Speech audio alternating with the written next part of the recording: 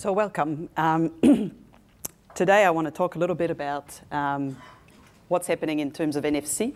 I'll do a quick view because there's a lot of things happening, but I'll give you a high view, and if you want to talk to me offline after, I'll be here. So like we said, we're going to cover the global and the local trends, the challenges and the opportunities, and I think Craig has covered a bit of that as well, and you'll see that it all sort of seems to tie in together. What are the customers' adoption opportunities, and also what does the future hold for NFC here in New Zealand? So a number of elements need to come together in order for NFC to work. NFC in itself is not a new technology, it's been around for a long time, but it needs an ecosystem of partners for it to come together. And there's quite a lot of partners that need to come together. We need to have a low-cost utility, first and foremost, to be able to allow for someone like Mojo Coffee or Subway or the banks or the transport company to be able to come together to one entity to be able to reach all mobile devices. And that takes a lot of effort to make sure that everybody's needs is looked after. You need the NFC handset. So obviously for the telcos, it's important that you have the right tool. So in this case here, Samsung Galaxy S3, and you have the right NFC SIM to be able to communicate to the entity or to the utility. And of course, it needs the contactless terminals. And more you see in New Zealand that we are rolling out contactless terminals. You've probably seen the PayWave and the Visa Tap and Go ads that are already starting to play on TV and start familiarizing most of New Zealanders about the contactless technology that you probably all have in your wallet already today. Most of you probably don't know what it does, but I think with the advertising now, most New Zealanders are understanding that the wave on their credit card means they can tap and go and don't have to put a PIN in under $80. So just some quick interesting stats. So in March, for instance, in New Zealand, we had 220,000 contactless transactions in the New Zealand market. So already we're starting to see the penetration of contactless rising quite quickly in New Zealand. So NFC is not just about payments. I know we talk a lot about payments because payment is the most important part of NFC because it allows me to get rid of my wallet and then suddenly start using my phone to do what my wallet does today. But it's also about all the other functions that NFC brings, and I think Craig covers some of it as well, in terms of identity. So being able to use your lanyard or your identity card to be able to come somewhere to enter a building securely. It's about your passport, your driver's license, some health results that are particular to you and need to be delivered securely to your device. It's about loyalty, it's about ticketing, it's about transport, it's about couponing and vouchering, holding value. So the difference today in mobile applications is they don't have that security element to which you can put information that needs to be delivered safely to a customer. So when we talk about secure element here, we're talking about a Visa, MasterCard certified security domain that can hold information that nobody can get to. So that changes a little bit the way the mobile device can operate. So what's happening around the world? Around the world, there are multiple plays going on, and every day that I show the map is already out of date because there are more and more countries coming out with an NFC ecosystem. Mainly what we've seen around the world, they are ecosystem either formed from telcos, ecosystem formed from government. So IDA in Singapore, for instance, is sort of the equivalent of our Commerce Commission here, which formed the middle utility, if you want, for banks and telcos to join in together. In the US, it's interesting. That's one of the most important players in the US. We've seen 3 telcos, for instance, forming ISIS, so AT&T, Verizon, and T-Mobile. Together, they represent 280 million customers. And suddenly they can deliver an ecosystem where customers can access services securely on their mobile device. They've chosen the SIM as the secure element, whereas Google has chosen the embedded secure element. So Google has also got their own mobile wallet, and there's a bit of a battle going on as to who will control the secure element in that market. So a lot of eyes on the US market. In the UK, you have Weave, a little bit of a different one. So again, the telcos getting together, but in that case, much more of a MCommerce type play where vouchering and advertising is more at the forefront of that ecosystem. So what does it mean for New Zealand? Well, New Zealand is a very interesting place. Because we're such a small market, we're actually much more flexible. We don't have, like in the US, 60 million loyalty programs. we probably have a handful. We have 5 large banks, 3 major telcos, 2 switches. Makes it very easy for us to create an ecosystem. And so there's a lot of focus on New Zealand at the moment from around the world, because they feel that if NFC is ever going to take off anywhere, it's going to take off in New Zealand. And in New Zealand, obviously, we believe that collaboration is the only way forward. It's the hardest path, but it's the most rewarding. So I'm proud to say that in New Zealand, the 3 telcos are working with Paymark, which represents the 4 largest bank in New Zealand, including Kiwi Bank in there as well. And we've come together to form a partnership that in New Zealand will be able to deliver a low-cost utility for all service providers and all businesses in New Zealand to be able to tack on to 5.4 million mobile devices. And that's the first. I can tell you that nowhere else in the world the banks and the telcos have worked together so closely. It's fallen apart. So New Zealand already is a very different place. Plus in New Zealand, we're already cashless. We're one of the highest cashless society in the OECD. So for New Zealanders, it's quite natural to just move from the card to the mobile phone. In fact, we have 120% mobile penetration. So not only do we have 1 phone, but we sometimes have 2, potentially 3. So that makes it very interesting for New Zealand. So we have a perfect ecosystem here for NFC services to take off. And what we decided to adopt is the 3 telcos have decided to adopt a 1 mobile wallet. So again, make it even easier for you as a service provider to be able to come to one place and reach all your customers. And it doesn't matter which telco you're from, which device you're using, which bank you're with, which transport company.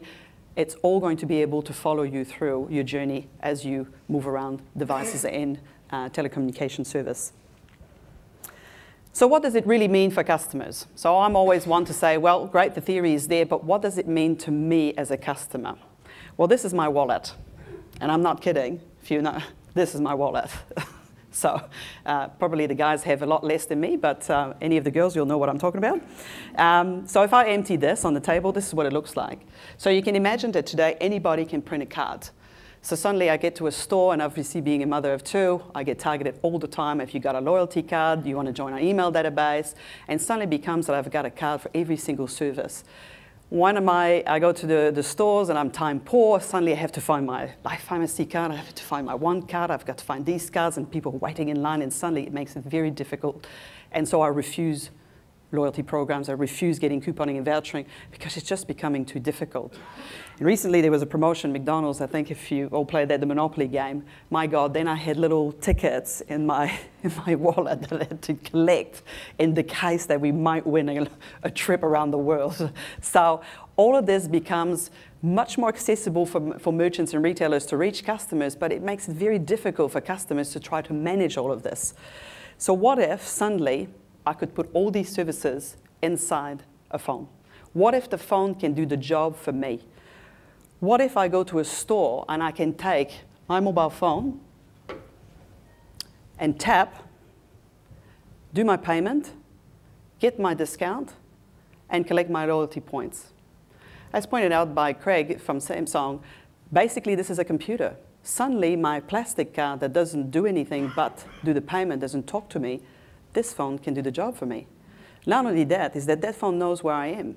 So prior to arriving to the store, I can already be targeted with an offer and saying, well, if you come in now, I'll give you 50% because you're a customer of ours and you're very loyal. And suddenly I find myself being able to come in and do the single tap and be able to pay. Now, we not only talk about the experience, but we've also had the experience. So Telecom last year got together with 5 other partners, and we created a mobile wallet. So we partnered up with Auckland Transport, with Westpac, and so forth. And what we did is that result.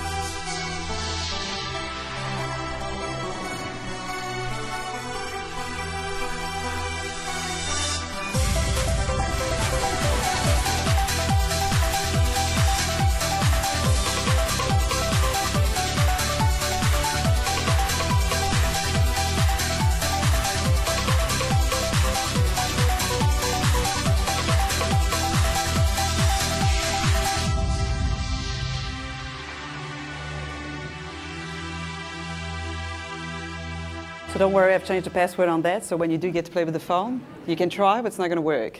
So what we've learned through this is an enormous amount of learning, which I won't run you through all today, but just to tell you that it works when the phone is off, it works when I'm on the phone, and I can tap, pay, continue my conversation. It's fantastic. And I'll get you to trial it if you want after this, as I've got the phone here and Melba's contactless. But it's not about just that, it's the experience. All of us have found ourselves waiting in line. The experience for customers and merchants is great. If you think about the time waiting in line suddenly being reduced, it's got benefit for me as a customer, but it's also got huge benefit for retailers. McDonald's in Japan with NTT Docomo, for every second saved at the counter equals $800 million of new business for them. That is a huge benefit for retailers, but also as a customer, it's a better experience. But let the video speak for itself in terms of what it means for a customer.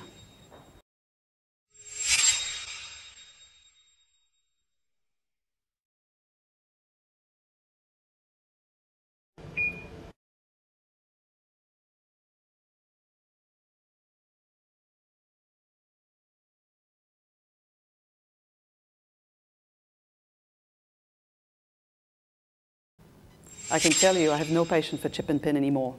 Tap and goes and pay wave, I'm being sensitive to both parties here, is the only thing I want to do now.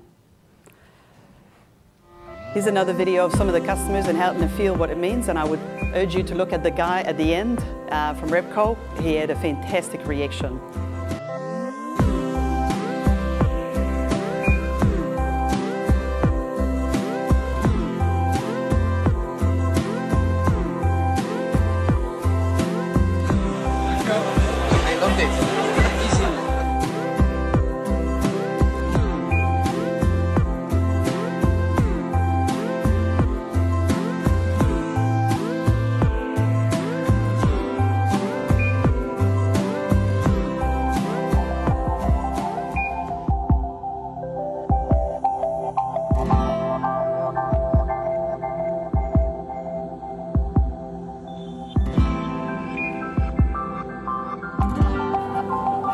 And that's the type of reaction we get in the field. So like I said, there's key benefits for service providers. It's a way for you to differentiate. It's a way for you to get more information. It's a way for you to talk to your customer prior, during, and after the actual transaction is occurring. It's a way for you to be able to have a better interaction, but also for your customers. For me, as a mom of two, it means that I can get through my day much quicker. Quick incident the other day at the countdown, basically came through, paid, and it went so quickly that when I left the store, I thought it felt like they were looking at me like I stole the stuff, because it was so quick that I felt I had to go back in and say, did you see, I actually just paid, but it was so quick that I thought maybe they think I just took it out and didn't pay.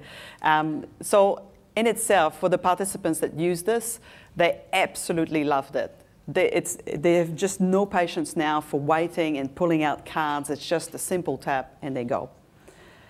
So the next step is obviously understanding the mobile vouchering and couponing. It's everything that comes around this piece. How much more value can we deliver through this mobile wallet? Suddenly the wallet opens up a raft of opportunities. That means for service providers and for customers, suddenly the wallet is smart. It can do the job for me. It knows who I am. It's presenting the right card at the right time.